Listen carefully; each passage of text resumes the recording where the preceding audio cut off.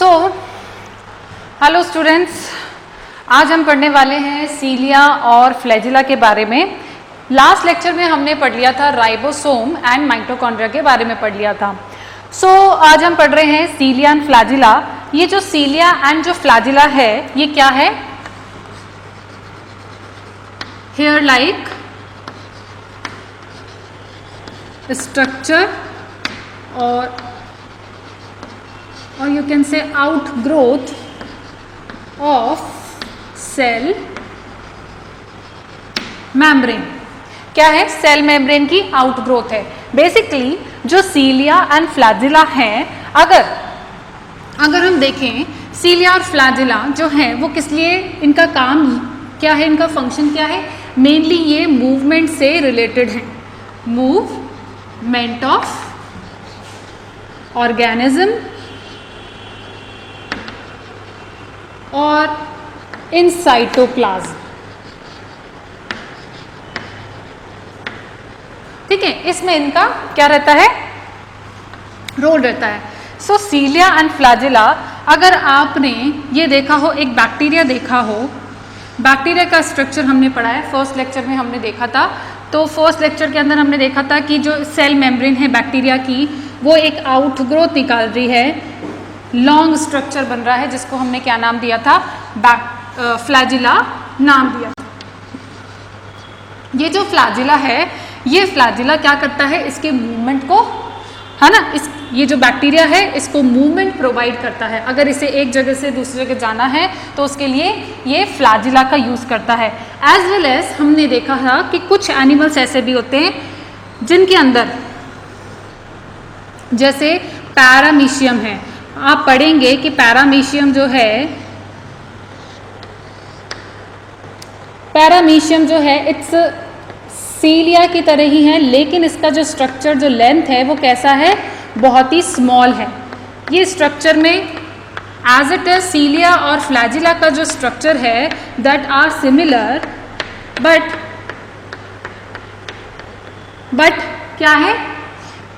इनका जो साइज होता है वो कैसा होता है? स्मॉल होता है। ठीक है, फ्लैजिला लार्ज होता है और सीलिया कैसा होता है? स्मॉल साइज के होते हैं। So this is a hair like structure होता है, outgrowth of the cell membrane होती है। ठीक है, उसके बाद अगर इसके स्ट्रक्चर की अगर हम बात करें, इसके स्ट्रक्चर में हम देखेंगे, स्ट्रक्चर से पहले देखिए जो फ्लैजिला है, ये फ्लैजिला एंड जो सीलिया है ये कई एनिमल्स के अंदर देखने के लिए मिलेगा। सीलिया जो है जनरली कुछ एनिमल्स के इंटरनल लाइनिंग पर भी प्रेजेंट होते हैं। ये सीलिया क्या करते हैं? मूवमेंट भी कराते हैं, एब्जॉर्प्शन भी कराते हैं, ये बहुत सारे फंक्शंस को परफॉर्म करते हैं विद ये एक मेन जो इनका फंक्शन है वो क्या है? मूवमेंट है। ये कुछ एनिमल्स, कई एनिमल्स के अंदर हमें फ्लैजिला देखने को मिलेगा। जनरली जो बहुत ही माइक्रोस्कोपिक एनिमल्स होते हैं, छोटे बहुत ही माइन्यूट जो एनिमल्स होते हैं, उनके अंदर फ्लैजिला देखने को मिलता है। एंड एज वेल एज जो सीलिया है वो भी किसके अंदर, अगर एनिमल्स कुछ ऑर्गेनिजम्स की बात करें तो माइक्रोस्कोपिक ऑर्गेनिजम्स होते हैं, उनके अंदर सीलिया देखने को मिलता है। एंड सेल की जो इंटरनल कुछ ऑर्गेनिजम्स ऐसे होते हैं, मल्टीसेलुलर ऑर्गेनिज्म, जिनकी इंटरनल लाइनिंग के अंदर भी कहीं सीलिया प्रेजेंट होता है। ठीक है, नाउ अब अगर इसके स्ट्रक्चर की बात करें, इसके स्ट्रक्चर की अगर हम बात करें तो इसका स्ट्रक्चर देखो,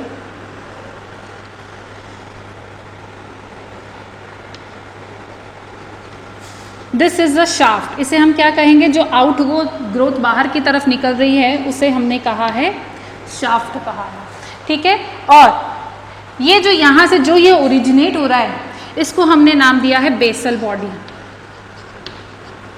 बेसल बॉडी, और कहीं जगह आप इसका नाम भी सुनेंगे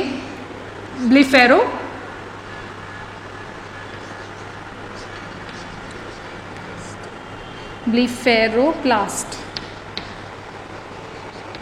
ब्लीफेरोप्लास्ट भी इसका नाम कहा जाता है। इसको बेसल बॉडी भी कह सकते हैं, ब्लीफेरोप्लास्ट भी कह सकते हैं, इसे काइनेटोसोम भी कहते हैं। इसे क्या कहते हैं? काइनेटोसोम भी कहते हैं। These are the very basics thing जो हमें सबसे पहले आगे बढ़ने के लिए हमें ये चीज़ें पढ़नी पड़ती हैं। सेल का स्ट्रक्चर, उसके जो प्रॉपर्टीज़ है वो हमें सारी पढ़नी पड़ेंगी। सो हमें ये स्ट्रक्चर भी उसका पढ़ना पड़ेगा। सो सबसे पहले अगर हम इसके स्ट्रक्चर की बात करें, शाफ्ट के स्ट्रक्चर, ये जो शाफ्ट है, ये तुम देखो, अपना बाल देखो, तुम्हारे आप अगर देखें कि इसका स्ट्रक्चर आप ऐसे समझ सकते हैं कि आपके सर के जैसे बाल हैं। कैसा है? जो बाल आपको दिख रहा है, जो रूट से निकला हुआ जो बाल है, उसे हम क्या कह रहे हैं? शाफ्ट कह रहे हैं। ठीक है, क्या कह रहे हैं? शाफ्ट कह रहे हैं। अब वो देखो किसी ना किसी कंपोनेंट से तो मिलके बना हुआ ही होगा, है ना। ज्यादातर जो वो होगा वो किससे बना होता है? प्रोटीन से बना हुआ रहता है। जो ऐसे स्ट्रक्चर्स होते हैं वो जनरली, हमारा जो बॉडी है, ऑर्गेनिजम्स का जो बॉडी है वो कैसा है? वो प्रोटीन का ही बिल्डिंग ब्लॉक है। सो यहाँ पर भी जो शाफ्ट है वो किससे बना है? एक प्रोटीन है प्रोटीन जो कि फिलामेंट बना रहा है, एक प्रोटीन है जो कि फिलामेंट बना रहा है, और उस फिलामेंट को हम कहते हैं माइक्रोट्यूब्यूल। उसे हम क्या कह रहे हैं? माइक्रोट्यूब्यूल। अगर कोई आपसे कंपोजिशन पूछे कि जो सीलिया एंड फ्लैजिला जो है उसका कंपोजिशन क्या है, तो आप कहेंगे it is a made up of microtubule. अगर ये जो माइक्रोट्यूब्यूल हैं, माइक्रोट्यूब्यूल कुछ ऐसे फिलामेंट्स हैं, ऐसे ट्यूब लाइक स्ट्रक्चर है, ठीक है, ये माइक्रोट्यूब्यूल्स हैं। अब ये माइक्रोट्यूब्यूल्स जो है ये किस तरह से अरेंज है, ये इनका अरेंजमेंट होता है कि किस तरह से अरेंजमेंट है? ये है 9+2 के अरेंजमेंट में है। अब ये हम देखेंगे 9+2 अरेंजमेंट क्या होता है। सीलिया एंड फ्लैजिला में 9+2 अरेंजमेंट ही होता है। ठीक है, कई बार क्वेश्चंस में आ जाता है कि 9+2 अरेंजमेंट किस में देखने को मिलता है, या फिर सीलिया फ्लैजिला में माइक्रोट्यूब्यूल्स का अरेंजमेंट कैसा होता है, तो हमें वहां पर बताना है 9+2 का अरेंजमेंट होता है। अब अगर हम यहाँ के स्ट्रक्चर को देखें तो इसके स्ट्रक्चर में अगर मैं इसको ऐसे काट के देखूं, ये क्या है? शाफ्ट है। इसको मैंने ऐसे ट्रांसफर सेक्शन किया तो ट्रांसफर सेक्शन देखने पर मुझे पूरा अंदर का स्ट्रक्चर दिखेगा। ठीक है, तो मैं इसको क्या कह रही हूं? इसके स्ट्रक्चर को मैंने जब देखा तो हमने ये पाया कि जो सबसे बाहरी आउटर कवरिंग जो है ना वो किसकी बनी हुई है? Cell membrane. ठीक है, ये एक क्या है? मेम्ब्रेन है। अब यहाँ पर जो माइक्रोट्यूब्यूल्स है, मैंने अभी आपको बताया 9+2 के अरेंजमेंट में है। सो 9+2 का अरेंजमेंट का मतलब ये है कि 9 माइक्रोट्यूब्यूल्स जो हैं वो कुछ ऐसे सर्कुलर फॉर्म में पेरिफेरी पर अरेंज है। कैसे है? सर्कुलर फॉर्म में पेरिफेरी पर अरेंज है। ठीक है, ये है 1, इसको हम कह रहे हैं this is the A, and ये जो माइक्रोट्यूब्यूल है ये डबलेट फॉर्म में है। कैसे है? डबलेट फॉर्म में है। ये ऐसे, दिस इज ए और उसके पीछे बी। ठीक है, तो हम इसे कहते हैं डबलेट। क्या कहते हैं? हम इसे डबलेट कह रहे हैं। ठीक है, और जो 9+2, अब ये क्या है? +2, जो +2 वाले यानी कि जो माइक्रोट्यूब्यूल हैं, 2 माइक्रोट्यूब्यूल जो कि सिंगलेट फॉर्म में, देखो अब यहाँ पर ये सिंगलेट फॉर्म में है लेकिन इनका नंबर कितना है? 2। ये सेंट्रल में प्रेजेंट होते हैं। कैसे प्रेजेंट होते हैं? सेंट्रल में प्रेजेंट होते हैं। ठीक है, तो इसलिए हम इसे कह रहे हैं 9+2 का अरेंजमेंट है, क्योंकि 9 microtubules are arranged in a periphery and the 2 microtubules are arranged in a centre. ठीक है, सेंटर पे ये अरेंज है। अब यहाँ पर इंपॉर्टेंट बात ये है कि अब इनका अरेंजमेंट, अब इसके स्ट्रक्चर को और देख लेते हैं कि इसके स्ट्रक्चर में क्या है। इसे तो हम कह रहे हैं डबलेट कह रहे हैं, इसे हम क्या कह रहे हैं? डबलेट कह रहे हैं। ये क्या है? सिंगलेट है, सिंगल माइक्रोट्यूब्यूल है, माइक्रोट्यूब्यूल फिलामेंट है। ये क्या है? ये जो सेंट्रल में जो माइक्रोट्यूब्यूल प्रेजेंट है वो कैसे? वो सेंट्रल शीथ से कवर्ड रहते हैं। इनकी जो कवरिंग है उसको हम कह रहे हैं सेंट्रल शीथ। शीथ, है ना। और ये आपस में कनेक्टेड हैं, ये आपस में एक ब्रिज से कनेक्टेड हैं, इंटर ब्रिज कनेक्शन है इनके बीच में। ये जितने भी डबलेट हैं ये भी आपस में कनेक्टेड हैं। ठीक है, ये भी आपस में क्या है? कनेक्टेड हैं। अब देखो यहां पर इसके स्ट्रक्चर में हमने देख लिया सेल मेम्ब्रेन है, माइक्रोट्यूब्यूल्स जो पेरिफेरी पर है उसे हमने कहा है पेरी माइक्रोट्यूब्यूल कहा है, और जो सेंट्रल में माइक्रोट्यूब्यूल प्रेजेंट है उसको हमने सेंट्रल माइक्रोट्यूब्यूल कहा है। उसके सेंट्रल माइक्रोट्यूब्यूल के चारों तरफ एक शीथ है जिसको हमने क्या कहा है, सेंट्रल शीथ है। अब यहाँ पर ये जो माइक्रोट्यूब्यूल, जो डबलेट वाले माइक्रोट्यूब्यूल है, मैंने आपको बताया एक तो जो पूरा सर्किल है उसको तो हमने कहा है ए, और जो हाफ सर्किल है जो कि इससे अटैच है उसको हमने कहा है बी।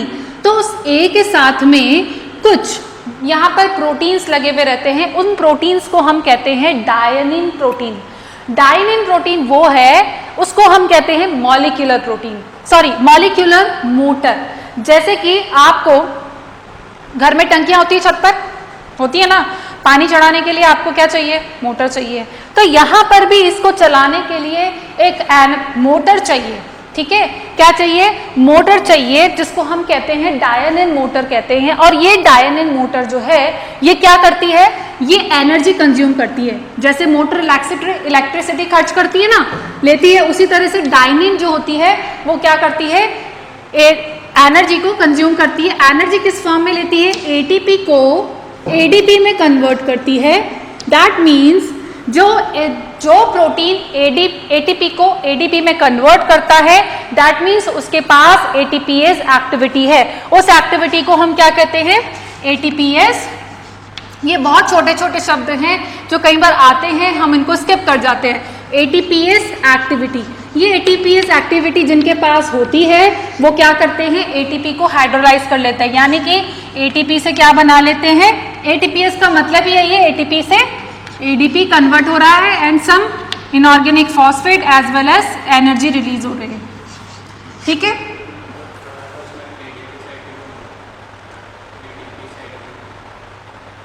किसमें, वो हमने पढ़ा था एडीपी से एटीपी, उसमें पढ़ा था हमने माइटोकॉन्ड्रिया के अंदर। माइटोकॉन्ड्रिया के अंदर वो रिचार्ज कर रहा था एडीपी को, एटीपी हमने खर्च कर दी तो यहाँ पर बन गई ना एडीपी। अब ये एडीपी को हम वापस हमारे पास एटीपी बनानी है हमको, तो हमको एटीपी बनाने के लिए क्या चाहिए, कुछ तो हम नई एटीपी बना रहे हैं और कुछ ऐसी एटीपी बना रहे हैं जो कि इस वाली को हम यूज कर रहे हैं, इसी को हम क्या कर रहे हैं, रिचार्ज कर रहे हैं, है ना। इसमें एक फॉस्फेट ग्रुप को जोड़ के हम उसको रिचार्ज कर रहे हैं। आई बात समझ में। तो यहाँ पर ये जो है सीलिया एंड फ्लैजिला के स्ट्रक्चर में यहाँ पर क्या लगे हुए रहते हैं, यहीं पर लगे हुए रहते हैं डायनिन मॉलिक्यूलर मोटर्स लगे हुए रहते हैं।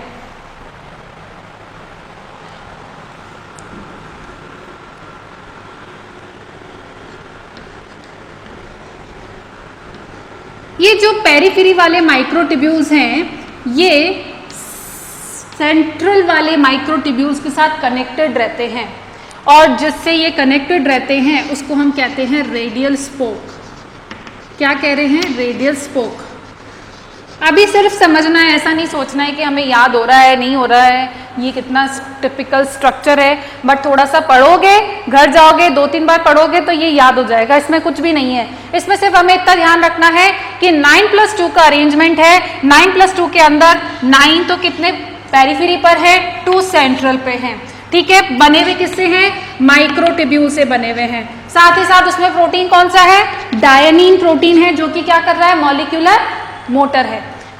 याद रखना है हमें ये, ठीक है। अब ये डायग्राम तुम्हारे दिमाग में रहना चाहिए, ठीक है। रेडियल स्पाइक और ये आपस में कनेक्शन, ये तो जब डायग्राम बनाते हैं तब अपना समझ में आ जाता है, दिमाग में आ ही जाता है जब हम डायग्राम बनाते हैं। तो ये कोई नहीं पूछेगा कि इनके बीच में कनेक्शन होता है कि नहीं होता है। इसके अंदर इंपॉर्टेंट बात क्या है, इसके अंदर इंपॉर्टेंट बात क्या है कि ये डायनिन प्रोटीन है इसके पास। पेरिफेरी पर कितने प्रोटीन है, कितने माइक्रोट्यूब्यूल है, सेंटर पे कितने माइक्रोट्यूब्यूल्स हैं, ठीक है। तो ये था हमारा। और सीलिया एंड फ्लैजिला में सेम स्ट्रक्चर होता है। सीलिया बस थोड़ा सा छोटा होता है साइज में, एंड फ्लैजिला एक ही होता है। फ्लैजिला साइज में बड़ा होता है लेकिन क्या होता है, लार्ज रहता है, लेकिन 1 ही होती है क्वांटिटी, या फिर 1, 2, 4 हो सकती है, लेकिन ज्यादा नहीं होती है, इससे ज्यादा नहीं होगा। सीलिया के अंदर स्मॉल होता है लेकिन मैनी, कैसे होते हैं, है ना। तो यहां पर अब इनमें जो मूवमेंट होता है सीलिया के अंदर सिंक्रोनस टाइप का मूवमेंट होता है, यानी कि सारे सीलिया, अगर एक जगह पे ये सीलिया हैं हम देखेंगे तो ये एक साथ ही इनका क्या रहता है, मूवमेंट रहता है। ये एक साथ एक ही डायरेक्शन में, ये है ना, सिंक्रोनस टाइप में मूवमेंट करते हैं। ठीक है, लेकिन फ्लैजिला जो है रैंडम मूवमेंट करता है, क्योंकि एक तो सिंगल है, रैंडम है, किसी भी डायरेक्शन में चला जाएगा, तो रैंडम इसका मूवमेंट होता है। सो ये था सीलिया एंड फ्लैजिला का स्ट्रक्चर। अब यहाँ पर ये तो हमने बात करी शाफ्ट की, अब हम देखेंगे बेसल बॉडी। बेसल बॉडी जो है जहां से ये ओरिजिनेट हुआ है उसको हम क्या कह रहे हैं, बेसल बॉडी कह रहे हैं। ये जो बेसल बॉडी है ये किससे बनी है, ये मैंने बताया था सेंट्रियोल जब हमने पढ़ा था, तो ये है बेसल बॉडी जो है, ये कौन बना रहा है, सेंट्रियोल बना रहा है। ठीक है, सेंट्रियोल जो है यहाँ पर पार्टिसिपेट करता है, बेसल बॉडी बनती है और बेसल बॉडी से ये शाफ्ट जनरेट हो रहा है, जिसको हम क्या कह रहे हैं, सीलिया या फिर फ्लैजिला कह रहे हैं। अब यहाँ पर जो है सीलिया फ्लैजिला जो है उसके दो टाइप्स हैं। एक तो है आपके विप्लश एंड टेंसल। इसके जो टाइप हैं ज़्यादा इतना इम्पॉर्टेंट नहीं है, लेकिन हमें ये थोड़ा सा आइडिया होना चाहिए। एक तो है विप्लश, एक है टेंसल। इसमें सिर्फ समझ इतना याद रखना है कि ये फ्लैजिला है, इस फ्लैजिला और ये भी एक फ्लैजिला है, दोनों ही। ठीक है, टेंसल के अंदर क्या होता है, इसमें लेटरल आउटग्रोथ भी होती है। क्या होती है, लेटरल आउटग्रोथ भी होती है, लेकिन इसके अंदर नहीं होती है। ठीक है, सिर्फ इतना ही डिफरेंस है। ये दो ही इसके नाम है, विप्लश एंड टेंसल। ठीक है, सो ये दो इसके टाइप हैं। नाउ यहाँ पर सीलिया जो होता है वो स्मॉल होता है, 5 to 10 माइक्रोमीटर होता है, एंड जबकि फ्लैजिला जो है वो 150 माइक्रोमीटर होता है। अगर हम साइज को स्पेसिफाई करें कि 5 से 10 के बीच में इसका क्या होता है, साइज होता है सीलिया का, एंड फ्लैजिला का होता है 150 up to 150 micrometre up to. ठीक है, एंड बाकी तो मैंने सारी चीजें आपको बताई दी हैं। ये स्ट्रक्चर इसका यहाँ पर कंप्लीट हो चुका है। अब हमको पढ़ना है सेंट्रियोल के बारे में। सेंट्रियोल हमने पढ़ लिया था क्या, सेंट्रोसोम नहीं पढ़ा था।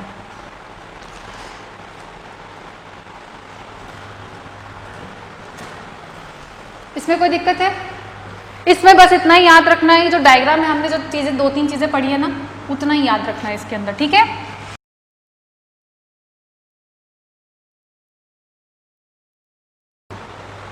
अब हमें एक और छोटा सा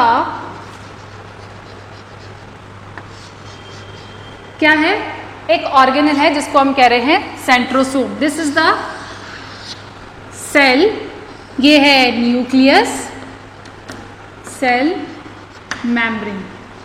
ठीक है, और न्यूक्लियस के पास में ही प्रेजेंट होता है, जस्ट उसकी पेरिफेरी पर प्रेजेंट होता है एक, इसका जो स्ट्रक्चर होता है कैसा होता है,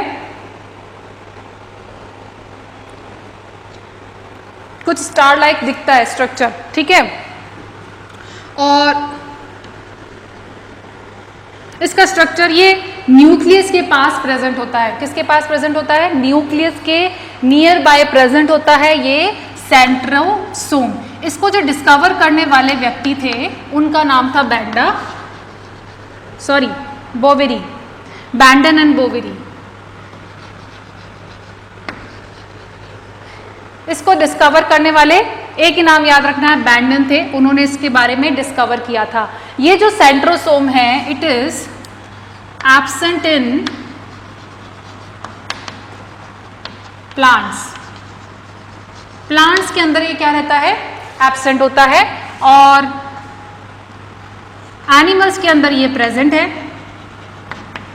कैसा है, प्रेजेंट है। लेकिन फिर भी कुछ प्लांट्स के अंदर क्या होता है, कुछ बहुत ही गिने चुने प्लांट्स के अंदर सेंट्रोसोम देखा गया है, लेकिन जनरली क्या होता है, एब्सेंट होता है। और एनिमल्स में सभी एनिमल्स की सेल्स के अंदर ये सेंट्रोसोम प्रेजेंट होता है। एक जो सेंट्रोसोम है, सेंट्रोसोम के अंदर 2 सिलेंड्रिकल टाइप के स्ट्रक्चर्स होते हैं, उनको हम कहते हैं सेंट्रियोल। सो एक सेंट्रोसोम के अंदर 2 सेंट्रियोल्स प्रेजेंट होते हैं, 2 सेंट्रियोल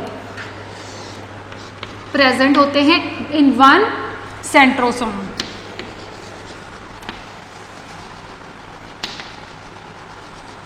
अब इसका स्ट्रक्चर कैसा होता है सेंट्रोसोम के अंदर, ये सेंट्रियोल जो है, ये सेंट्रियोल आपस में परपेंडिकुलर वे में अरेंज्ड होते हैं, यानी कि 90 डिग्री का एंगल बनाते हैं। ये इसका स्ट्रक्चर है, ये 2 सेंट्रियोल है एंड 2 सेंट्रियोल जो है किस तरह से अरेंज है, परपेंडिकुलर में अरेंजमेंट है।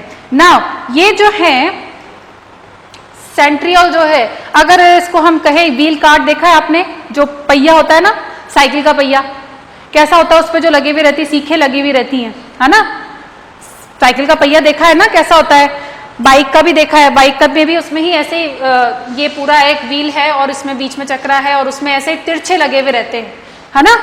तो ऐसा ही स्ट्रक्चर होता है सेंट्रोसोम का, इसमें भी माइक्रोट्यूब्यूल्स पाए जाते हैं, यानी कि इसका जो कंपोजिशन है ये किसका बना हुआ है, माइक्रोट्यूब्यूल्स का बना हुआ है।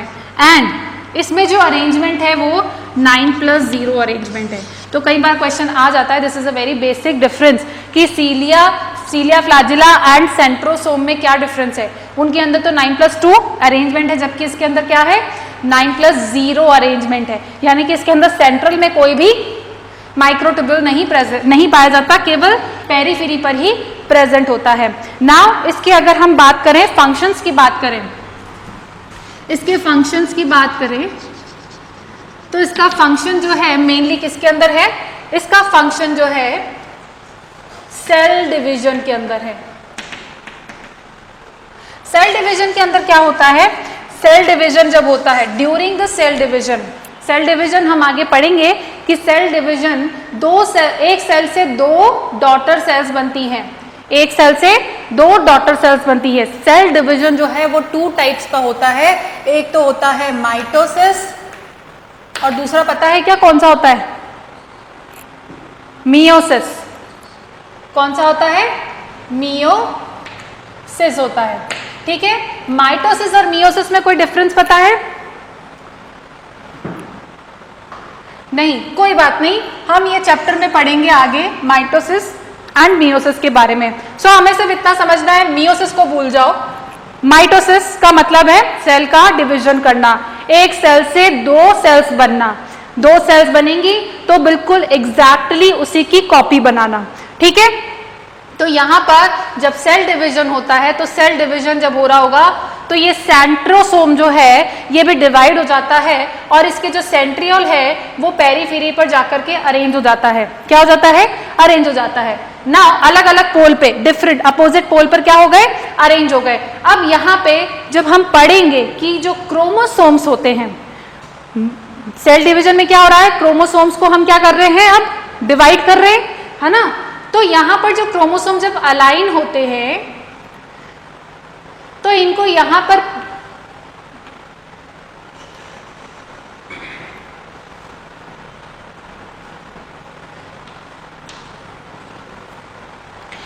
इसे हम कहते हैं spindle fibres.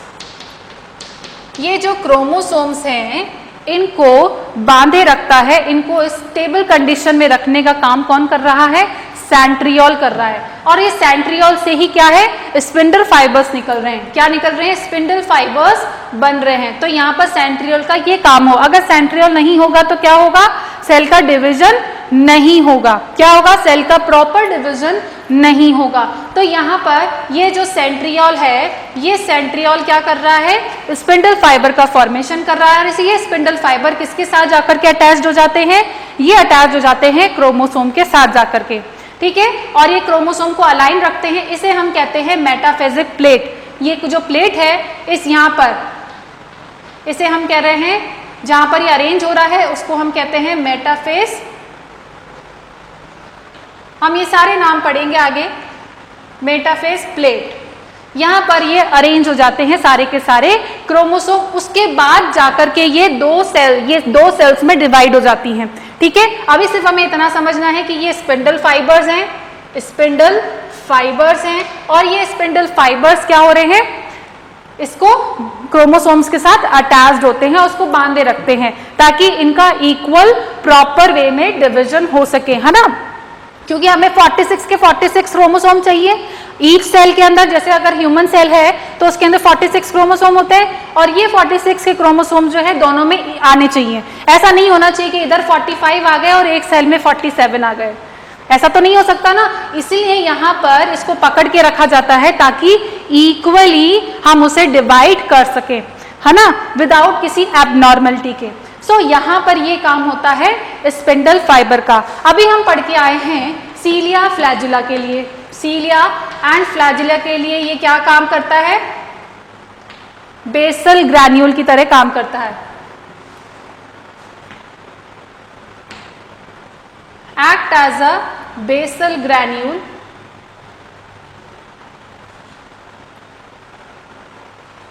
For cilia and flagella, ये इसके फंक्शन है, ठीक है। उसी के अलावा अब ये खुद भी आपस में कब रेप्लिकेट होते हैं हम पढ़ेंगे सेल साइकिल के अंदर।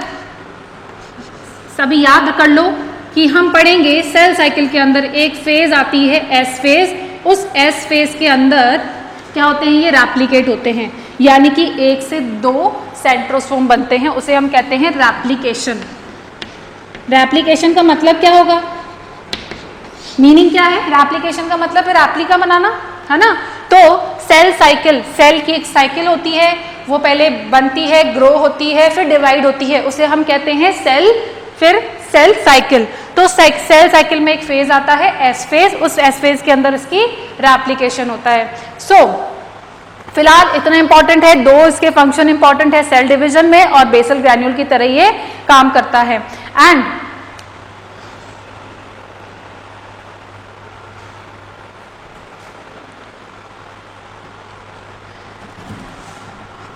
और ये क्या करता है? ये डिसाइड करता है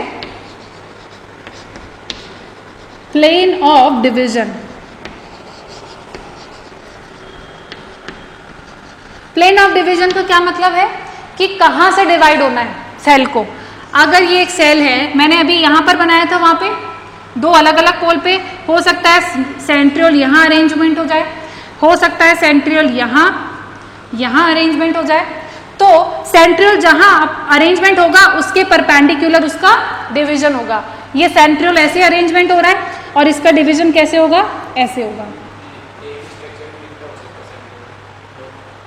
हाँ बिल्कुल, इतना ही होंगे, ठीक है। सेंट्रियोल एक ही सेंट्रोसोम है, एक ही पूरा सेंट्रोसोम है, इसके अंदर ये सेंट्रियोल है। और जब सेल डिवाइड होती है तो ये दोनों अलग हो जाते हैं और यहाँ पर ये सेंट्रियोल अलग अलग पोल पे जाके अरेंज हो जाते हैं, ठीक है।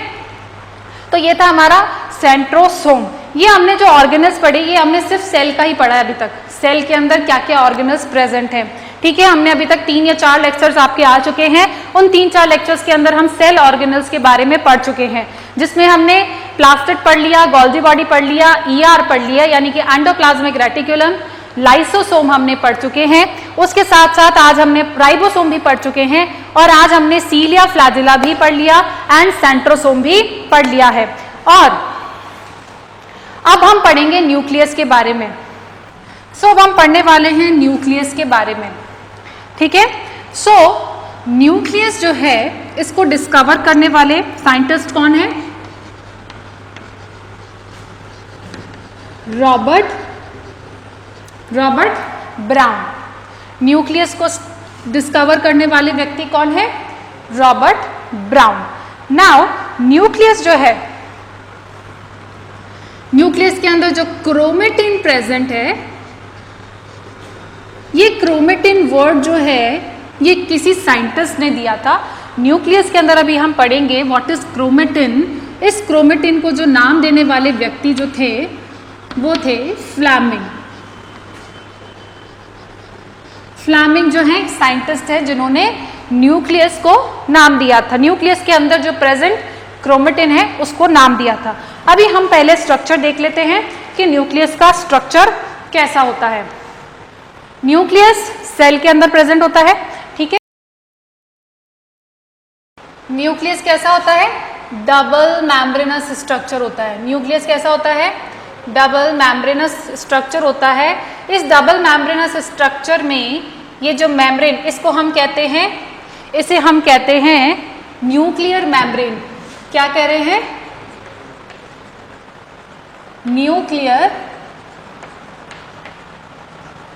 मेम्ब्रेन कह रहे हैं। ठीक है, अब ये जो न्यूक्लियर मेम्ब्रेन है, जगह जगह से यहाँ पर जो है पोर्स प्रेजेंट होते हैं। जगह जगह पर यहाँ पर क्या प्रेजेंट है? पोर्स प्रेजेंट है, और इन पोर्स को हम कहते हैं न्यूक्लियर पोर।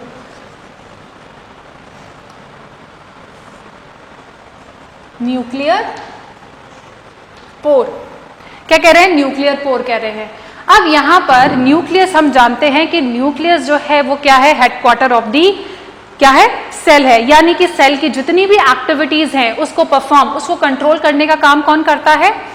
न्यूक्लियस करता है। इसका मतलब है न्यूक्लियस क्या है? डायरेक्टर ऑफ दी सेल है ना? डायरेक्ट करता है कि उसको क्या, किस को क्या करना चाहिए, ये कौन बताता है? न्यूक्लियस बताता है। और ऐसा न्यूक्लियस के पास क्या है? न्यूक्लियस के पास है डीएनए। क्या है? डीएनए, यानी कि इसके पास एक जेनेटिक इंफॉर्मेशन होती है। अब जेनेटिक इंफॉर्मेशन बताने से पहले हम देखते हैं कि यहां पर क्या प्रेजेंट है? इसका न्यूक्लियोप्लाज्म। यहां पर जो इसका सैप प्रेजेंट है, प्लाज्मा जो प्रेजेंट है, उसको हम क्या कह रहे हैं? न्यूक्लियोप्लाज्मा। न्यूक्लियोप्लाज्म इसमें प्रेजेंट है। जैसे कि सेल के अंदर साइटोप्लाज्म था, वैसे ही न्यूक्लियस के अंदर जो प्रेजेंट है उसे हम क्या कह रहे हैं? न्यूक्लियोप्लाज्म कह रहे हैं। ठीक है, मैट्रिक्स के फॉर्म में रहता है। यहां पर बहुत सारे एंजाइम्स प्रेजेंट रहते हैं। एंजाइम्स जैसे कि आरएनए और डीएनए पॉलीमरेज। हम ये आगे देखेंगे कि ये आरएनए और डीएनए पॉलीमरेज क्या होता है। ठीक है, ये हम आगे देखेंगे, पर अभी नाम आपको इतना याद रखना है कि यहाँ पर जो एंजाइम्स प्रेजेंट है वो कौन से हैं? RNA, DNA, RNA polymerase and DNA polymerase. यहाँ पर एंजाइम्स प्रेजेंट होते हैं। ठीक है, कुछ प्रोटीन्स भी यहाँ पर प्रेजेंट होते हैं। ओके, और इस न्यूक्लियोप्लाज्म के अंदर जो क्रोमेटिन है वो एम्बेडेड रहता है। कैसा? सस्पेंडेड रहता है इसके अंदर। अब क्रोमेटिन क्या है? क्रोमेटिन यानी कि डीएनए जो है वो यहाँ पर थ्रेड लाइक स्ट्रक्चर में बिखरा हुआ रहता है। यहाँ पर डीएनए कुछ इस तरह से बिखरा हुआ रहता है।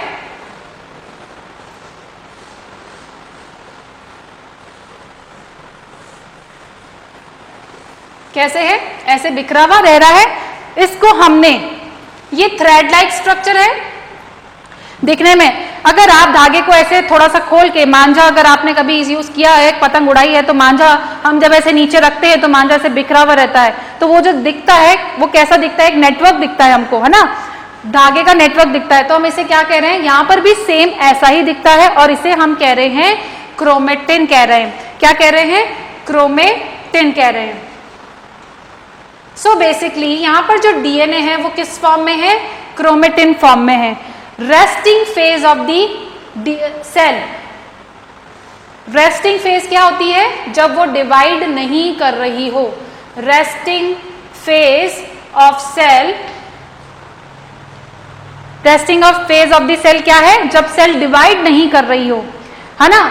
तब वहां पर जो डीएनए प्रेजेंट होता है वो किस फॉर्म के अंदर होता है? क्रोमेटिन के फॉर्म में रहता है। अगर जब तक कि वो डिवाइड नहीं हो जाए, जैसे ही वो डिवाइड होना स्टार्ट करेगा, क्रोमेटिन किस में कन्वर्ट हो जाएगा?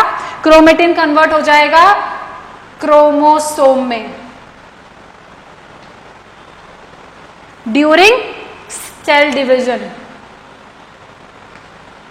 ड्यूरिंग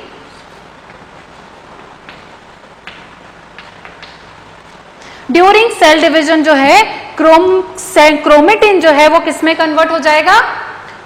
क्रोमेटिन क्रोमोसोम में कन्वर्ट हो जाएगा। सो यहां पर हमने देखा कि ये जो क्रोमेटिन है, कुछ ऐसे नेटवर्क, थ्रेड लाइक स्ट्रक्चर जो हमें दिख रहा है उसे हमने क्रोमेटिन कहा है। सो इस क्रोमेटिन, इसी के साथ साथ एक हमें डार्क स्टेन्ड स्ट्रक्चर दिखता है। एक डार्क स्टेन्ड स्ट्रक्चर दिखता है राउंडेड स्फेरिकल शेप में, उसे हम कहते हैं न्यूक्लियोलस। क्या कह रहे हैं? न्यूक्लियोलस। क्या कह रहे हैं? न्यूक्लियोलस कह रहे हैं। ठीक है, अब ये जो न्यूक्लियोलस है यहां पर इसे हम कहते हैं फैक्ट्री ऑफ राइबोसोम।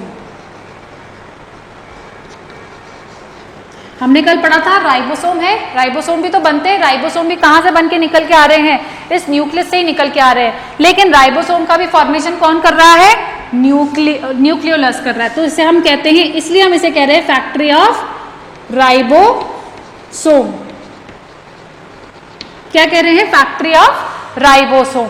अब यहां पर इंपॉर्टेंट बात क्या है, हम इसके स्ट्रक्चर के अंदर पढ़ेंगे। सबसे पहले इसके स्ट्रक्चर में हम पढ़ेंगे न्यूक्लियर मेम्ब्रेन। क्या पढ़ेंगे? न्यूक्लियर मेम्ब्रेन पढ़ेंगे। उसके बाद हम पढ़ेंगे न्यूक्लियोप्लाज्म, इसके स्ट्रक्चर के अंदर न्यूक्लियोप्लाज्म।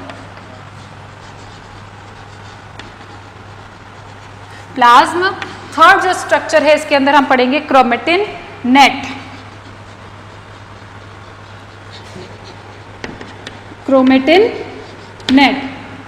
एंड लास्ट स्ट्रक्चर इसके अंदर नहीं है, इसके अंदर हम पढ़ेंगे 3 nuclear membrane, nucleoplasm and chromatin net. तो देखो सबसे पहले न्यूक्लियर मेम्ब्रेन जो है, न्यूक्लियर मेम्ब्रेन बात करें तो ये क्या है? डबल मेम्ब्रेनस है, इस पर पोर्स प्रेजेंट है, उसको हमने क्या नाम दिया है? न्यूक्लियर पोर नाम दिया है। अब हमने ये भी पढ़ा था ये जो इसकी आउटर मेम्ब्रेन है, ये क्या है? आउटर मेम्ब्रेन है, और ये वाली अंदर की साइड इनर मेम्ब्रेन है, और इनके बीच में जो स्पेस है इसको क्या कह रहे हैं? पैरी न्यूक्लियर स्पेस कह रहे हैं। क्या कह रहे हैं? यहां पर जो स्पेस प्रेजेंट है उसे हम कह रहे हैं पैरी न्यूक्लियर स्पेस। दो मेम्ब्रेन्स के बीच में जो स्पेस होता है वहां पर हम नाम लगा देते हैं peri mitochondrial space, peri chloroplast space, peri nuclear space. ठीक है, तो जिस भी स्ट्रक्चर से रिलेटेड है वहां पर हम उसका नाम लगा देते हैं, और space peri nuclear space. And यहां पर ये जो पोर्स इस पे प्रेजेंट हैं, इस पे जो पोर्स प्रेजेंट होंगे, ये पोर्स यहां पर कुछ प्रोटीन्स प्रेजेंट होते हैं। इस पोर्स पर क्या प्रेजेंट होते हैं? कुछ प्रोटीन्स प्रेजेंट होते हैं, और ये प्रोटीन्स जो होते हैं, ये जो प्रोटीन्स होते हैं ट्रांसपोर्ट को क्या करते हैं? ट्रांसपोर्ट, यहां पर ट्रांसपोर्ट को फैसिलिटेट करते हैं। अब देखो ये सेल है, इसके अंदर न्यूक्लियस है, न्यूक्लियस को भी कुछ मटेरियल्स की नीड होगी, है ना, रिक्वायरमेंट होगी। तो यहाँ पर मेम्ब्रेन, ये जो इसकी मेम्ब्रेन है वो कैसी है? परमिएबल है। परमिएबल कैसे है कि यहाँ से इसको जो भी मटेरियल चाहिए होता है वो बोथ डायरेक्शन में यहाँ पर ट्रैवल कर सकता है। जैसे अब यहाँ पर कोई जब बड़े मॉलिक्यूल्स की बात आती है, छोटे मॉलिक्यूल्स तो इजीली सेल मेम्ब्रेन से क्रॉस करके जा सकते हैं, लेकिन जब बड़े मॉलिक्यूल्स होते हैं उन बड़े मॉलिक्यूल्स के लिए हमें इनको ज़्यादा स्पेस चाहिए, तो उसके लिए यहाँ पर क्या प्रेजेंट होते हैं? न्यूक्लियर पोर्स प्रेजेंट होते हैं। यहाँ पर जो न्यूक्लियर पोर्स प्रेजेंट हैं ये कुछ प्रोटीन्स के बने हुए रहते हैं, और यहाँ पर जो प्रोटीन है वो ऑक्टामर यानी कि ऑक्टामर फॉर्म में रहते हैं, यानी कि 8 सब यूनिट मिलकर के एक क्या बना रही है? प्रोटीन स्ट्रक्चर बना रही है, पोर का स्ट्रक्चर बना रही है, जिसे हम ऑक्टामर कह रहे हैं। ठीक है, एंड यहां से बल्की मटेरियल जो है वो बोथ डायरेक्शन में ट्रांसपोर्ट किया जा सकता है। ठीक है, अब जैसे कि मान लीजिए मैंने राइबोसोम बनाना है, इसको क्या बनाना है? राइबोसोम बनाना है। तो राइबोसोम हमने पढ़ा था कि RNA एंड प्रोटीन से मिलके बना है। ठीक है, RNA तो कौन बना रहा है? न्यूक्लियोलस। ठीक है, और प्रोटीन है, प्रोटीन कहाँ बनता है? प्रोटीन बनता है साइटोप्लाज्म में। प्रोटीन कहाँ बन रहा है? ये साइटोप्लाज्म में बनता है। तो प्रोटीन राइबोसोम बनाने के लिए मेरे पास RNA तो है न्यूक्लियस के पास, लेकिन उसको प्रोटीन चाहिए, तो ये प्रोटीन कहाँ से जाता है? ये प्रोटीन साइटोप्लाज्म से होते हुए, इस पोर से होते हुए कहाँ जाता है? न्यूक्लियोलस के पास जाता है। ये न्यूक्लियोलस क्या करता है? उसको असेंबल करता है। जैसे कि हम कंप्यूटर खरीदते हैं, डेस्कटॉप खरीदते हैं, तो हम असेंबल करके खरीदते हैं। एक हमने LG का तो हमने वो ले लिया डेस्कटॉप स्क्रीन ले लिया हमने, फिर सीपीयू कोई और लिया, और माउस और कीपैड हमने कहीं से आईबॉल का ले लिया, तो हम उसको कहते हैं असेंबली। तो यहाँ पर भी क्या होता है, असेंबल होता है न्यूक्लियस के अंदर। आ रही है बात समझ में? यहाँ पर न्यूक्लियर पोर का ये काम है। न्यूक्लियर पोर क्या करता है, बड़े बल्कि मटेरियल्स जो हैं सब्सटेंस को क्या करता है, अंदर एंट्री देता है और बोथ डायरेक्शन में ये ट्रांसपोर्ट करता है। तो ये काम होता है न्यूक्लियर मेम्ब्रेन का। और हमने ये भी पढ़ा था कि जो आउटर मेम्ब्रेन है न्यूक्लियस की आउटर मेम्ब्रेन है, उससे वो एक कॉमन मेम्ब्रेन होती है किसकी, एंडोप्लाज्मिक रेटिकुलम की। हमने पढ़ा था, अगर आप लोगों ने पहले वाले लेक्चर्स देखे हैं तो उसके अंदर हमने स्ट्रक्चर पढ़ा है ईआर का। तो ईआर की जो कॉमन मेम्ब्रेन है वो इससे न्यूक्लियस की आउटर मेम्ब्रेन से एंडोप्लाज्मिक रेटिकुलम निकलता है, ठीक है। यहाँ पर न्यूक्लियर मेम्ब्रेन के बारे में ये स्टोरी थी। नाउ अब हमें देखना है यहाँ पर जो प्रोटीन्स हैं इनको हम कहते हैं न्यूक्लियर लैमीन्स। इन प्रोटीन को हम कहते हैं, ये जो प्रोटीन यहाँ पर जिस प्रोटीन से ये बन रहे हैं कोर, है ना, इसको हम यहाँ पर कह रहे हैं लैमीन्स, न्यूक्लियर लैमीन्स। इसे तो न्यूक्लियर लैमीन नहीं कहते, सॉरी।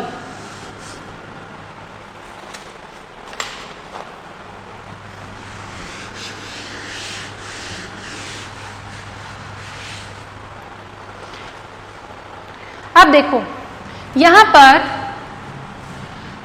ये हो गई बात हमारी न्यूक्लियर मेम्ब्रेन की। अब हम बात करते हैं न्यूक्लियोप्लाज्म की। न्यूक्लियोप्लाज्म जो है एक काइंड ऑफ मैट्रिक्स है।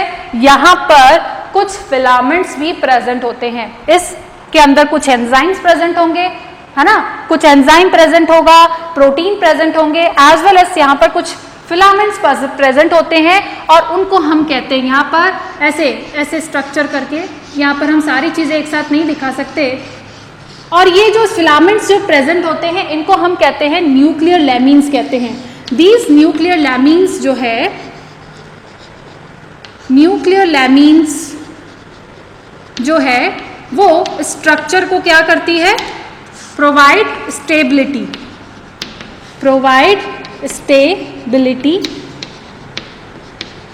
टू न्यूक्लियस, और मोर प्रिसाइजली हम कह सकते हैं क्रोमेटिन को। ये जो न्यूक्लियर लैमीन्स हैं, न्यूक्लियर लैमीन्स कुछ इस तरह से अरेंज रहते हैं, ठीक है।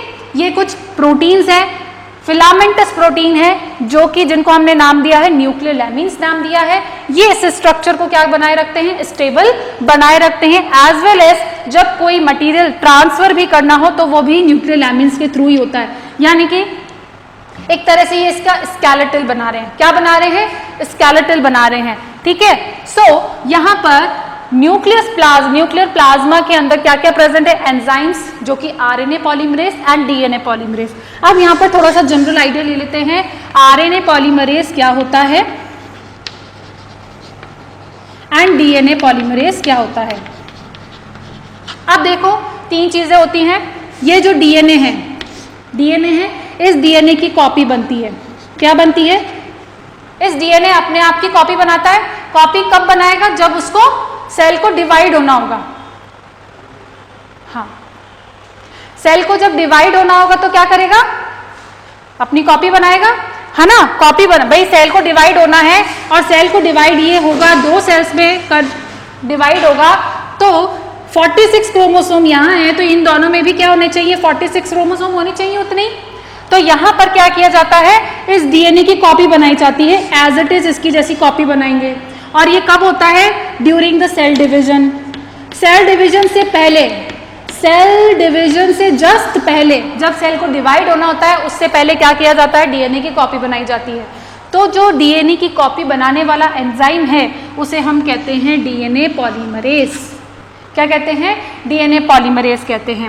अब यहाँ पर जब हम आरएनए बनाते हैं, मैंने कल बताया था कि हमें क्या करनी है, कि हमें इस पूरे डीएनए में से इतनी सी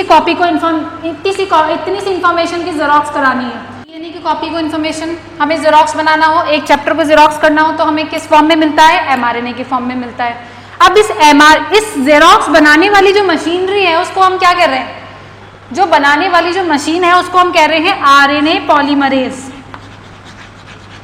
और जो डीएनए की कॉपी करने वाला जो एंजाइम है उसे हम क्या कह रहे हैं? DNA polymerase. तो डीएनए की कॉपी बनाने वाला डीएनए पॉलीमरेज, आरएनए, इसकी इंफॉर्मेशन को, एक चैप्टर को जब हम क्या करते हैं? जेरोक्स कर रहे हैं, तो वो एमआरएनए के फॉर्म में निकल रही है और वो एमआरएनए बन रहा है, आरएनए बन रहा है। इसका मतलब तो हमने इसलिए नाम रख दिया आरएनए पॉलीमरेज। आई बात समझ में? ये बेसिक छोटी छोटी चीजें हैं जो आपको आने वाले चैप्टर्स में आपको काम में आएंगी, तो ये याद रखना। ये बहुत छोटी छोटी बेसिक सी चीजें हैं, ठीक है। ये था हमारा न्यूक्लियोप्लाज्म। इसी के न्यूक्लियोप्लाज्म के अंदर ये क्रोमेटिन जो है ऐसे बिखरा हुआ रहता है। Chromatin as well as nucleolus यहाँ पर प्रेजेंट रहता है। ये जो न्यूक्लियोलस है ये क्या है? ये फैक्ट्री फॉर दी राइबोसोम्स है। यहाँ पर आरएनए बनते हैं। आरएनए बनने के बाद राइबोसोम के लिए जो असेंबली है वो भी यहीं पर होती है। तो राइबोसोम के लिए आरएनए यहाँ बन गए। प्रोटीन्स जो हैं वो प्रोटीन साइटोप्लाज्मा से बनकर के तैयार होकर के कहाँ जाते हैं? न्यूक्लियस के अंदर जाते हैं। क्योंकि हम पढ़ चुके हैं कि राइबोसोम कहाँ प्रेजेंट होते हैं? साइटोप्लाज्म में प्रेजेंट होते हैं। और वो राइबोसोम का काम क्या रहता है? प्रोटीन्स का फॉर्मेशन करना, सिंथेसिस करना, ठीक है। तो जो उसको प्रोटीन रिक्वायरमेंट है बाहर से आ जाता है। एमआरएनए बनता है तो वो वहां से बन के बाहर आ जाता है, ठीक है। तो इसमें कौन हेल्प कर रहा है? ये न्यूक्लियर पोर, ठीक है। तो ये सारी चीजें इंटर कनेक्टेड हैं। पॉलीमरेसिस के अलावा यहां पर एंडोन्यूक्लियस भी होते हैं।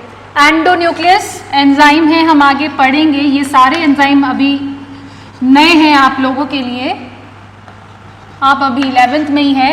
एंडोन्यूक्लियस आगे हमें एक साथ पढ़ना पड़े, बेहतर है हम थोड़ा थोड़ा अभी पढ़ लेते हैं। एंडोन्यूक्लियस का मतलब ये होता है कि इस डीएनए को कहीं से मुझे कट लगाना है, तो कट लगाने के लिए जो एंजाइम चाहिए होता है वो होता है एंडोन्यूक्लियस। न्यूक्लियस का मतलब है न्यूक्लिक एसिड, ठीक है। न्यूक्लियस एंडोन्यूक्लियस एंजाइम है जो कि डीएनए को कहीं से कट लगाना होता है एक जगह से मुझे। ये एक मॉलिक्यूलर सीजर की तरह काम करता है। कैंची होती है ना, मॉलिक्यूलर कैंची, इसको हम कहते हैं मॉलिक्यूलर सीजर कहते हैं, ठीक है।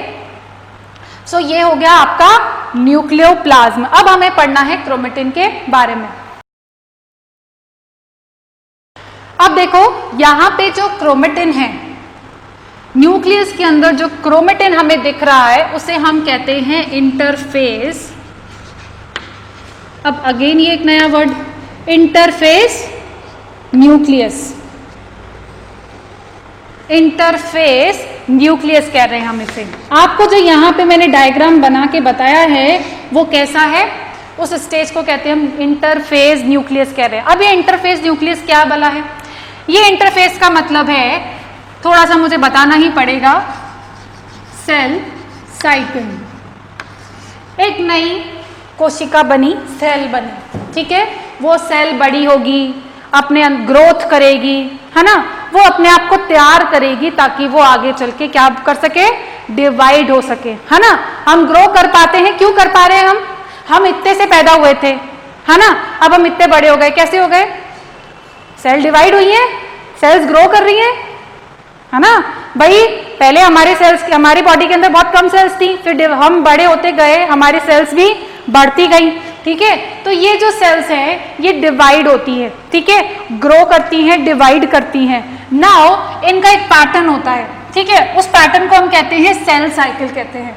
सेल साइकिल पूरा एक साइकिल, जैसे कि जीवन मरण का एक साइकिल होता है ना, वैसे सेल का भी एक साइकिल होता है। सो उसमें 4 स्टेजेस होती हैं। पहला तो है G1, फिर G2, सॉरी फिर S, फिर G2, फिर M फेज। M के बाद वापस G1 फेज आ जाता है। आई बात समझ में? अब देखो G1 फेज का G का मतलब है ग्रोथ, ठीक है, ग्रोथ हुई। S का मतलब है सिंथेसिस,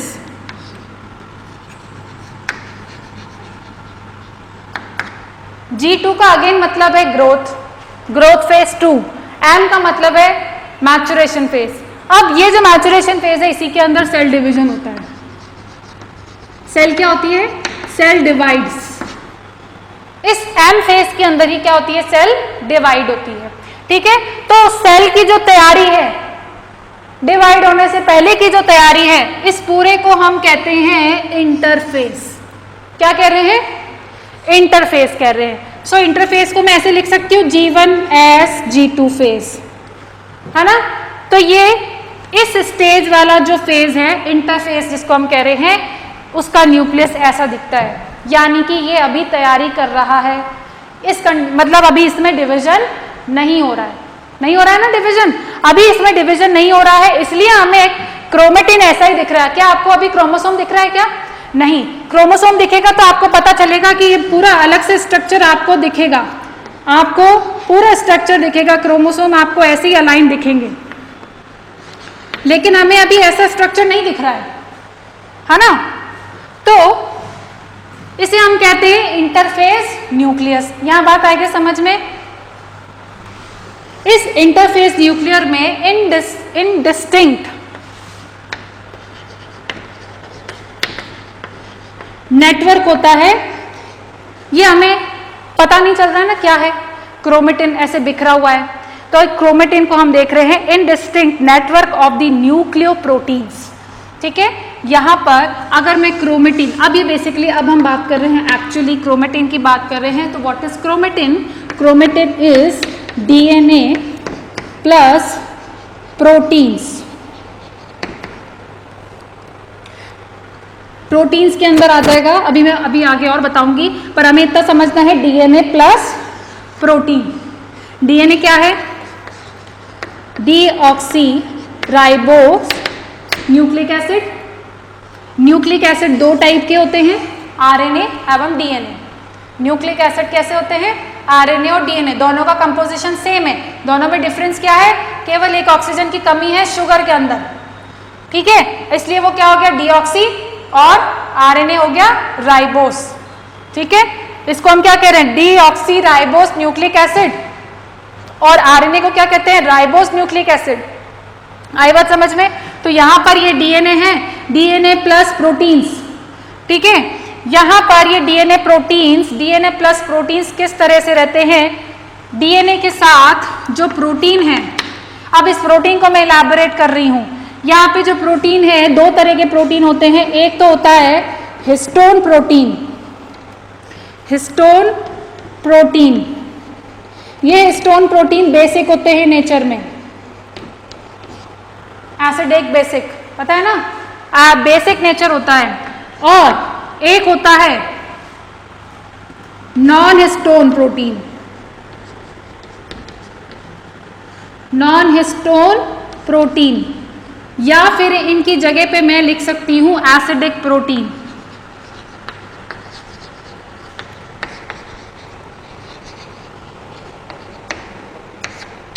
है ना। तो इस DNA के साथ क्या प्रेजेंट है? हिस्टोन प्रोटीन या फिर basic and non histone protein present होता है। अब देखो यहां पर DNA कैसा है?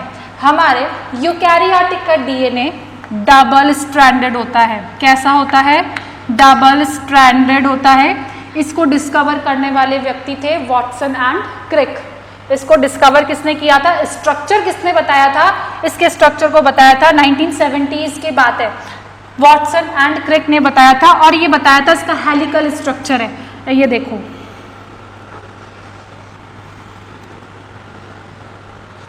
कैसा स्ट्रक्चर है? ऐसा स्ट्रक्चर है, हेलिकल। ठीक है, दो स्ट्रैंड है, एक स्ट्रैंड, सेकंड स्ट्रैंड, है ना। यहां पर 5 प्राइम 3 प्राइम, ये 5 प्राइम यहां से जाते हुए यहां जाते हुए ये हो गया 3 प्राइम, ये हो गया 3 प्राइम, एंड ये 3 प्राइम से स्टार्ट होते हुए ये हो गया 5। एंटी पैरेलली अरेंज होते हैं। ये 5 यहां पर है, 3 यहां पर है, तो एंटी पैरेलल हो गया ना। ठीक है, सो यहां पर DNA कुछ का स्ट्रक्चर ऐसा होता है। अब ये DNA जो होता है, ये जो DNA है, हाँ, 4 नाइट्रोजन बेसेस होते हैं। हाँ, देखो डीएनए के अंदर मैंने बताया था कि एक तो होता है नाइट्रोजन बेस, एक होता है नाइट्रोजन फेस, फॉस्फेट और राइबोस शुगर।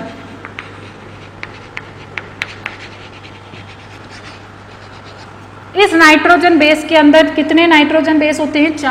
5 होते हैं बेसिकली, लेकिन डीएनए के अंदर 4 होते हैं। तो अगर हम डीएनए की बात कर रहे हैं तो डीएनए के तो 4 ही होते हैं नाइट्रोजन बेस। 4 कौन से होते हैं? एटीपी नाम सुना है, उसी तरह से सीटीपी नाम सुना है, सीटीपी, जीटीपी, एक होता है TTP. Adenosine triphosphate, cytosine triphosphate, guanine triphosphate, thymine triphosphate. Okay, ये हमेशा ट्राइफॉस्फेट के फॉर्म में ही होते हैं। किस फॉर्म में होते हैं? ट्राइफॉस्फेट के फॉर्म में, है ना, जुड़ते तो ट्राइफॉस्फेट के फॉर्म में है। ATP, adenosine, cytosine. So basically कितने नाइट्रोजन बेस है? ये देखो एडिनोसिन, ये तो टीपी हटा दो, ठीक है, एडिनोसिन, साइटोसिन, गुआनिन और थाइमीन। तो ये 4 नाइट्रोजन बेसिस होते हैं। अब इस 4 नाइट्रोजन बेसिस के साथ फॉस्फेट भी जुड़ता है। फिर हमने फॉस्फेट जोड़ा ना, उसके साथ एडिनोसिन का मतलब है, एडिनोसिन का मतलब है कि एडेनिन के साथ राइबोस को जोड़ते तो वो एडिनोसिन बन जाता है, और उसके साथ 3 फॉस्फेट जोड़ दे तो वो क्या बन जाएगा? ATP, adenosine triphosphate. आई बात समझ में? ठीक है, तो यहां पर नाइट्रोजन बेसिस तो 4 है, एडेनिन, गुआनिन, साइटोसिन और थाइमिन। एक और होता है यूरासिल, यूरासिल होता है। यूरासिल आरएनए में ही प्रेजेंट होता है, डीएनए के अंदर प्रेजेंट नहीं होता है। वहां पर थाइमीन की जगह पर, आरएनए में थाइमीन की जगह पर क्या प्रेजेंट होगा? यूरासिल प्रेजेंट होता है। आरएनए में थाइमीन प्रेजेंट नहीं होता है, यूरासिल प्रेजेंट होता है। ठीक है, तो ये थी हमारी बात किसके लिए? नाइट्रोजन बेसिस की। तो डीएनए के स्ट्रक्चर में क्या प्रेजेंट है? 3 कंपोनेंट, नाइट्रोजन, फॉस्फेट और शुगर। शुगर कौन सी है? राइबोस, 5 कार्बन वाली। राइबोस भी कौन सी है? राइबोस का मतलब है 5 कार्बन वाली शुगर है ये राइबोस। ठीक है, और एक ऑक्सीजन की यहाँ पर कमी है। हम इसके स्ट्रक्चर में जब हम पढ़ेंगे आगे तो इसके स्ट्रक्चर में बनाएंगे, एक ऑक्सीजन कम होता है और उसको हम कहते हैं डीऑक्सी राइबोस कह रहे हैं। हम उसे क्या कह रहे हैं? डीऑक्सी राइबोस कह रहे हैं। तो ये तीनों मिलकर के क्या बना रहे हैं? क्या बना रहे हैं? डीएनए बना रहे हैं। अब ये जो डीएनए है ये हिस्टोन प्रोटीन्स के साथ बाइंड रहता है। कैसे फॉर्म रहता है? हिस्टोन प्रोटीन के साथ चिपक के बैठा रहता है। ठीक है, अकेला नहीं मिलता है, इसको अकेले बैठने में डर लगता है, तो ये हिस्टोन के साथ बाइंड हो जाता है। एक इसलिए इसको ये काफी बड़ा रहता है, इसका स्ट्रक्चर काफी लेंथ काफी ज्यादा होती है, इसलिए इसको यहां रखने के लिए हमें यहां पर इसको फिट करने के लिए हमें कुछ अरेंजमेंट करना पड़ेगा। फिट रखने के लिए भाई इसके अंदर आ जाए, न्यूक्लियस के अंदर, है ना भाई। एक तो मैं कपड़ों को ऐसे ही बिखेर के रख दूं और एक मैंने तय करके रख दिया अलमारी के अंदर, थैली में डाल के, अलग अलग थैलियों में डाल के रख दिया तो अच्छे से जच जाएंगे कपड़े। लेकिन यहां पर भी ऐसे ही हो रहा है कि डीएनए को हमने क्या कर दिया? प्रोटीन के साथ लपेट के रख दिया। तो प्रोटीन के साथ जब मैं लपेट के रखूंगी उसको, है ना, तो वो क्या होगा? जगह कम घेरेगा। क्या होगा? जगह कम घेरेगा। साथ ही साथ जगह कम घेरेगा, साथ ही साथ उसके डिस्ट्रॉय होने के भी चांसेस कम होंगे। क्योंकि देखो ये है डीएनए, हमने पढ़ा यहाँ पर हिस्टोन प्रोटीन्स, हम कल पढ़ेंगे नेक्स्ट क्लास में कि हिस्टोन प्रोटीन्स क्या होते हैं, कैसा इनका स्ट्रक्चर होता है। ठीक है, ये डीएनए के साथ ही ये हिस्टोन प्रोटीन है, ये हिस्टोन प्रोटीन है। डीएनए 1.5 चक्कर खाता है यहाँ पे,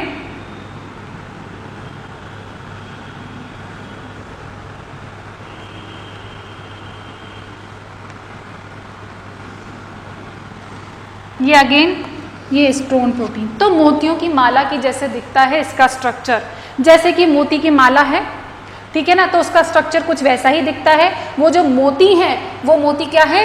हिस्टोन प्रोटीन है, और उस पे जो धागा लपटा हुआ है वो क्या है? डीएनए है, क्रोमेटिन है।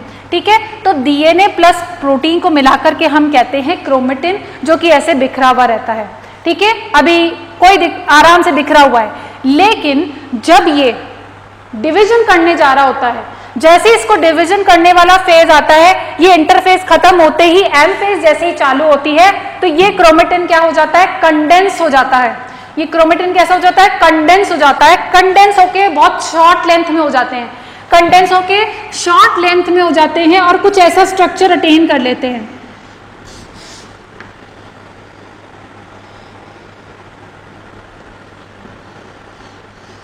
कुछ ऐसा स्ट्रक्चर क्या कर लेते हैं, अटेन कर लेते हैं, ठीक है। और इन्हें हम कहते हैं क्रोमोसोम।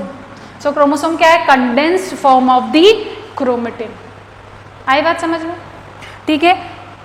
ये है हमारा क्रोमेटिन के बारे में जानकारी, जिसके अंदर DNA plus protein, histone protein के साथ साथ नॉन हिस्टोन प्रोटीन्स भी प्रेजेंट होते हैं, जो कि एसिडिक प्रोटीन्स यहाँ पर होते हैं।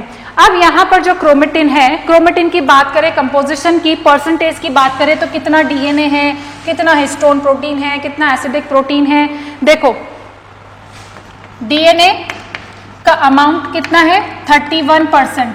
अगर पूरे न्यूक्लियस की बात करें, पूरे न्यूक्लियस के अंदर जो क्रोमेटिन की बात करें, क्रोमेटिन के अंदर डीएनए का परसेंटेज कितना है, 31% है। बेसिक यानी कि हिस्टोन का यहाँ पर परसेंट कितना है, हिस्टोन का परसेंट है 36 है, हाँ 36 है। और नॉन हिस्टोन का कितना है, 28% है शायद। नॉन हिस्टोन, नॉन हिस्टोन का मतलब एसिडिक प्रोटीन्स जो है उसका है 28% है। उसी के साथ यहाँ पर लास्ट में आता है, इसी के साथ में आरएनए भी प्रेजेंट होता है, क्योंकि यहाँ पर आरएनए की फैक्ट्री है न्यूक्लियस के फॉर्म में, तो यहाँ पर आरएनए भी प्रेजेंट होगा। तो उसका अमाउंट होता है अराउंड 2 to 5%, 2 to 5%। तो डीएनए कितना है, 31%, हिस्टोन कितना है, 36%, और नॉन हिस्टोन यानी कि ये लगभग तीनों बराबर बराबर फॉर्म में है, ठीक है। और जो बचा कुचा जो है परसेंटेज, वो किसका है, आरएनए का है। तो ये हो गया हमारा क्रोमेटिन के बारे में।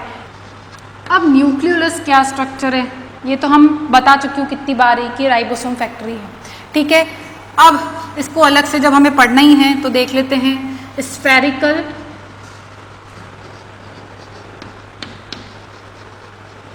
मेम्ब्रेनलेस स्ट्रक्चर है, ये मेम्ब्रेनलेस स्ट्रक्चर, ठीक है।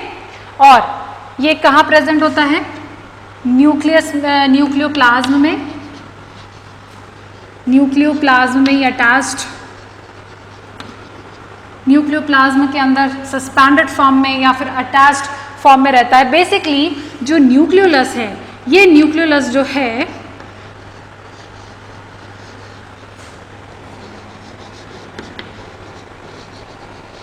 Attached to chromatin, chromatin at specific region,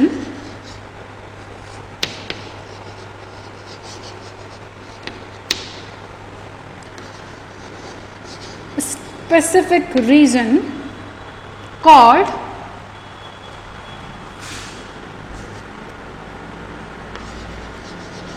इसको हम कहते हैं, जहां पर ये प्रेजेंट है, जिस एरिया पे ये जिस क्रोमेटिन से अटैच्ड होता है, जिस स्पेसिफिक एरिया पे जहां पे ये क्रोमेटिन से अटैच्ड होता है, उसको हम कहते हैं न्यूक्लियोलर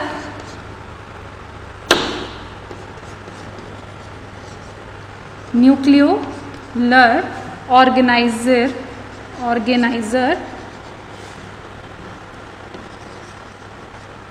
रीजन। क्या कह रहे हैं, न्यूक्लियोलर ऑर्गेनाइजर रीजन हम उसको कहते हैं।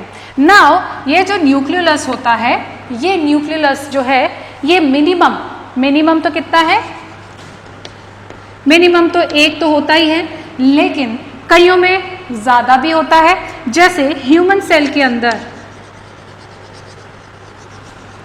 ह्यूमन सेल के अंदर कितने होते हैं, 5 न्यूक्लियोलस होते हैं, 5 nucleolus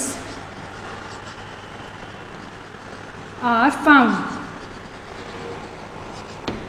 कितने होते हैं?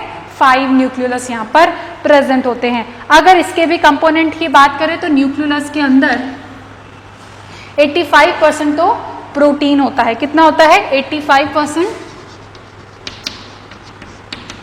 प्रोटीन है और 10% जो है आरएनए। अब कितना बचा? 5%। अभी तो 5% है, ये क्या है? डीएनए। ठीक है, तो ये इसका कंपोजिशन है न्यूक्लियोलस का। ठीक है, अब न्यूक्लियोलस का फंक्शन मैं बार बार ही रिपीट कर चुकी हूँ। राइबोसोम, आरएनए बनाना, बेसिकली राइबोसोम बनाना। राइबोसोम कैसे बनाता है? पहले वो आरआरएनए बनाता है, आरआरएनए के साथ प्रोटीन चाहिए, प्रोटीन ये बाहर से क्या करता है? इंपोर्ट करता है। आई बात समझ में? तो ये हो गया हमारा न्यूक्लियोलस कंप्लीट हो चुका है।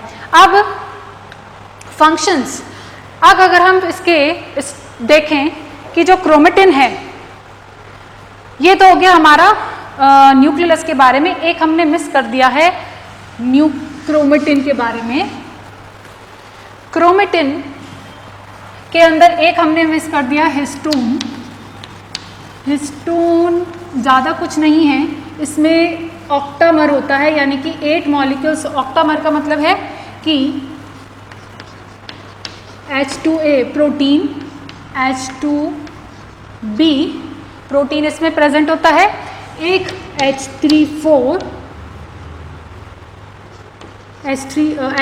और H5 ये इसमें प्रेजेंट होता है। H4 नहीं, 3 and 4, 3, 4 और एक होता है H1 जिसको हम लिंकर प्रोटीन भी कहते हैं। ठीक है, देखो हिस्टोन की हम बात करें तो ये किस फॉर्म में होता है? ऑक्टामर फॉर्म में होता है। मैंने यहाँ पर कितने बनाए? 4। ये इसको मल्टीप्लाई कर दो 2 से। हर एक सब यूनिट कैसा है? डबल फॉर्म में रहता है। H2A भी डबल फॉर्म में, ये भी डबल फॉर्म में, ये भी डबल, तो हम इसको कह रहे हैं ऑक्टामर फॉर्म में प्रेजेंट होता है ये हिस्टोन। और इसी हिस्टोन के चारों ओर सराउंडेड बाइंड रहता है डीएनए।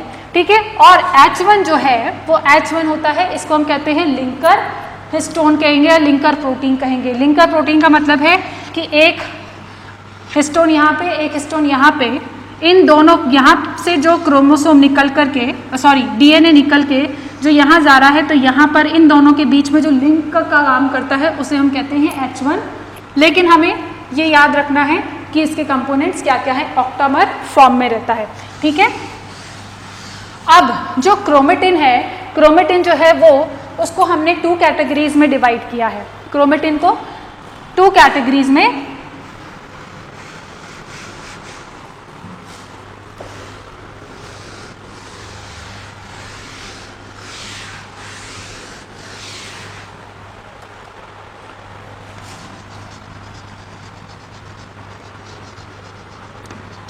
क्रोमेटिन को हमने स्टेनिंग के बेस पर, एसिटोकार्मिन एक स्टेनिंग एजेंट होता है, हमें क्या किया था? एक साइंटिस्ट थे, उन्होंने इस न्यूक्लियस को स्टेन किया था, उसका नाम था एसिटोकार्मिन स्टेन। एक पिगमेंट होता है, कलर्ड पिगमेंट होता है ना, उससे उसको स्टेन किया था। और उसको वॉश करने के बाद उन्होंने देखा कि न्यूक्लियस के अंदर 2 डिस्टिंक्ट रीजन्स उनको दिखाई दिए थे। कैसे? 2 डिस्टिंक्ट रीजन्स दिखाई दिए थे। एक जो कि लाइटली स्टेन्ड था, उसको उन्होंने नाम दिया था यू क्रोमेटिन। You chromatin. और एक जो डार्क स्टेन्ड था, उसको उन्होंने नाम दिया था हेटेरोक्रोमेटिन। क्या नाम दिया था? हेटेरोक्रोमेटिन नाम दिया था। अब ये जो यू क्रोमेटिन और हेटेरोक्रोमेटिन है, इसमें डिफरेंस क्या है? यू क्रोमेटिन जो है वो जेनेटिकली एक्टिव है। अब इसका मतलब हम समझेंगे कि जेनेटिकली एक्टिव क्या होता है और ये इनएक्टिव होता है। ये जेनेटिकली कैसा होता है? इनएक्टिव होता है। आई बात समझ में? यू क्रोमेटिन एंड हेटेरोक्रोमेटिन, ये यूक्रोमेटिन कैसा है, जेनेटिकली एक्टिव और वो इनएक्टिव होता है। अकर्स इन ऑल सेल, ये जनरली कहाँ रहता है, ये सेंटर ऑफ न्यूक्लियस पर प्रेजेंट होता है, यानी कि ये सेंटर वाले पार्ट पे यूक्रोमेटिन है और पेरिफेरी पर कौन सा प्रेजेंट है, हेट्रोक्रोमेटिन। पेरिफेरी पर इसकी प्रेजेंस कहाँ देखी गई, पेरिफेरी पर इसकी प्रेजेंस देखी गई और ये सेंटर में देखा गया और ये सारी स्टेजेस में देखा गया है, seen in all stages of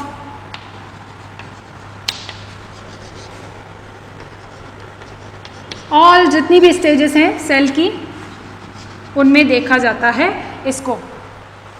लेकिन ये केवल बार बॉडी में देखा गया, हमें इतना जाना नहीं है, बार बॉडीज के अंदर देखा गया है, बट हमें इतना जाना नहीं है, हमें बस इतना समझना है कि यूक्रोमेटिन जो होता है वो जेनेटिकली एक्टिव होता है and this is genetically inactive होता है। देखो डीएनए के अंदर अराउंड ये जो पूरा डीएनए है, अगर इस पूरे डीएनए की लेंथ अगर हम निकालें तो अराउंड 2 मीटर के आसपास होता है, ठीक है। और इस 2 मीटर में से भी हमारे काम का जो है ना, हमारे काम का जो डीएनए वो कितना होता है, हमारे काम का डीएनए होता है लगभग 1%, ओनली 1%, है ना, 1 से 2%, ज्यादा से ज्यादा 1-2% होता है, इतने काम का रहता है। अब ये जो डीएनए है जो हमारे काम का है, उसमें से भी हमें जो हर दिन चाहिए होता है, सेल को हमेशा रिक्वायरमेंट रहती है, सेल को हमेशा रिक्वायरमेंट रहती है, तो यानी कि रिक्वायरमेंट रहने का मतलब है कि वो हमेशा क्या रहेगा, एक्टिव रहेगा। रिक्वायरमेंट का मतलब है कि उसे कुछ प्रोटीन्स जो है उसे डेली चाहिए, प्रोटीन डेली चाहिए, तो उसको क्या बनाना पड़ेगा, पहले तो जीन की कॉपी बनानी पड़ेगी, जेरोक्स कॉपी बनानी पड़ेगी, तो हर दिन उसको जेरोक्स कॉपी बनानी पड़ेगी, जेरोक्स कॉपी बनेगी तभी प्रोटीन बनेगा बाहर जाकर के, है ना। तो यहाँ पर इस जेनेटिकली एक्टिव का मतलब ये है कि उसकी हर बार क्या होगी, वो डीएनए वाला हिस्सा, यूक्रोमेटिन वाला जो हिस्सा है उसके अंदर उसकी कॉपी बनती रहती है आए दिन, ये इसलिए हम इसे कह रहे हैं कि ये जेनेटिकली एक्टिव रहता है। इस वाले पार्ट की, हेट्रोक्रोमेटिन वाले पार्ट की, ये इनएक्टिव रहता है, क्योंकि ये या तो काम में नहीं आता है या फिर ऐसा होता है बिल्कुल काम में नहीं आता है, या फिर ऐसा होता है कि वो बहुत ही स्पेसिफिक समय पर ही काम आता है, हमेशा काम नहीं आता है, बहुत ही सेल साइकिल के अंदर किसी एक समय पर ही ये काम आता है, और जब काम आता है तब वो भी एक्टिव हो जाता है, ठीक है। ये पूरा प्रोसीजर है, ये कैसे क्या होता है ये हम आगे आपकी 12th क्लास के अंदर आएगा, जब हम डीएनए रेप्लिकेशन पढ़ेंगे, कॉपी कैसे बन रही है, जेरोक्स कॉपी कैसे बन रही है, उससे प्रोटीन कैसे बन रहा है, ये सारा हम पढ़ेंगे आपके 12th के अंदर, जिसको हम कहते हैं मॉलिक्यूलर बायोलॉजी कहते हैं, ठीक है। सो क्रोमेटिन के ये 2 स्टेन के बेसिस पर हमने उसको डिवाइड कर दिया है, रीजन्स 2 डिवाइड कर दिए हैं। This is the active euchromatin, inactive heterochromatin, ठीक है। सो ये हमारा यहाँ पर ये कंप्लीट हो गया है।